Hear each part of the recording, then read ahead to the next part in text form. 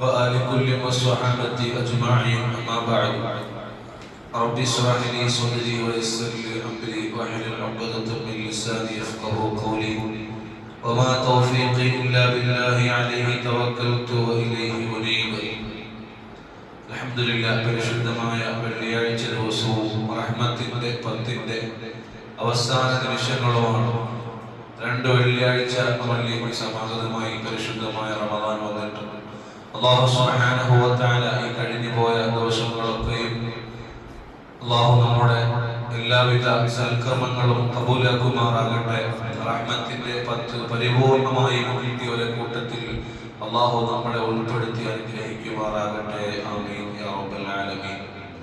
പരിശുദ്ധമായ വെള്ളിയാഴ്ച ദിവസം നമുക്കറിയാം ഈദുൽ മുഅ്മിനീൻ എന്നാണ്, വിശ്വാസികളുടെ പെരുന്നാൾ ദിവസമാണ്. ഈ ദിവസം നാം പാലിക്കേണ്ട ഒരുപാട് കടമകളും നിബന്ധനകളും ഒക്കെ ഉണ്ട്. ഏത് തന്നെയാണെങ്കിലും വെള്ളിയാഴ്ച ദിവസത്തേക്ക് വളരെ മഹത്വമുള്ള ദിവസമാണ് വെള്ളിയാഴ്ച ദിവസം. ആഴ്ചകളിൽ വെച്ച് ഏറ്റവും ശ്രേഷ്ഠമായ ദിവസം അത് വെള്ളിയാഴ്ചയാണ്. ദിവസങ്ങളിൽ വെച്ച് ഏറ്റവും ശ്രേഷ്ഠമുള്ള ദിവസം അത് വെള്ളിയാഴ്ച ദിവസമാണ്. മഹാനായ ആദം നബി അലൈഹി സ്വലാത്തു വസ്സലാമിനെ സംബന്ധിച്ച ദിവസം ഒരു വെള്ളിയാഴ്ചയാണ്.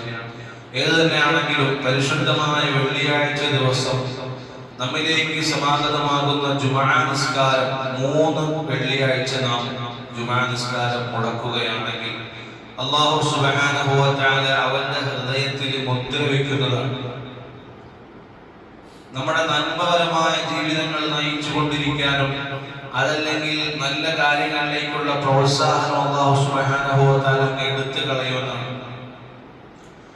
ഹദീസിൽ നമുക്ക് കാണാം عن جابر بن عبد الله أن رسول الله صلى الله عليه وسلم قال من ترك الجمعة ثلاثا ആരെങ്കിലും യാതൊരു വിധമായ അനിവാര്യമായ കാരണങ്ങളില്ലാതെ 3 ജുമുഅ നിസ്കാരത്തെ ഉപേക്ഷിച്ചാൽ മൻ തറക്കൽ ജുമുഅത സലാസൻ 3 ജുമുഅ നിസ്കാരത്തെ ആരെങ്കിലും ഉപേക്ഷിച്ചാൽ മിൻ ഗൈരി ദറൂറത്തിൻ യാതൊരു വിധമായ കാരണങ്ങളുമില്ലാതെ ഉപേക്ഷിച്ചാൽ തബഅല്ലാഹു അലാ ഖൽബിഹി അല്ലാഹു സുബ്ഹാനഹു വ തആല അവന്റെ ഖൽബിൽ സീൽ വെക്കപ്പെടുമെന്നാണ്, മുദ്ര കുത്തപ്പെടും.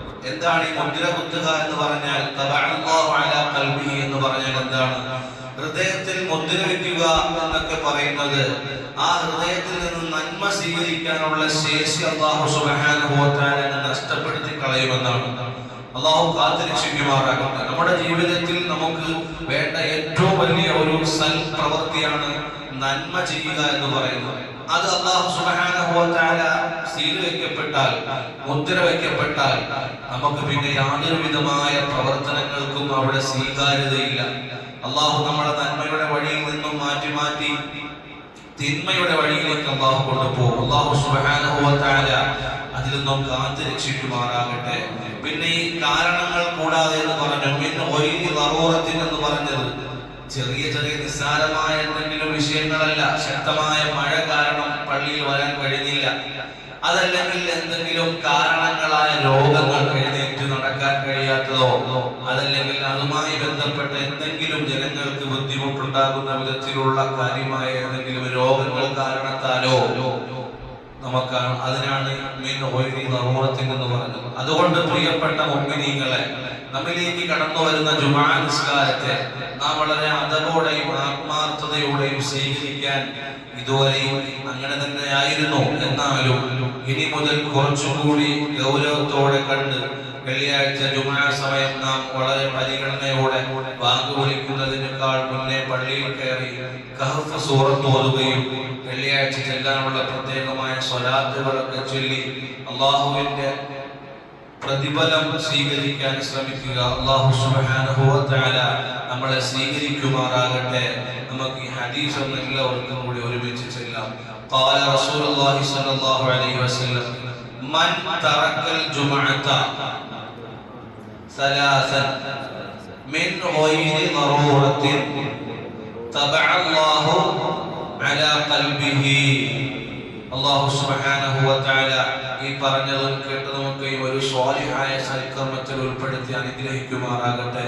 വആഖിറു ദുആഇ വൽഹംദുലില്ലാഹി റബ്ബിൽ ആലമീൻ. അസ്സലാമു അലൈക്കും വറഹ്മത്തുള്ളാഹി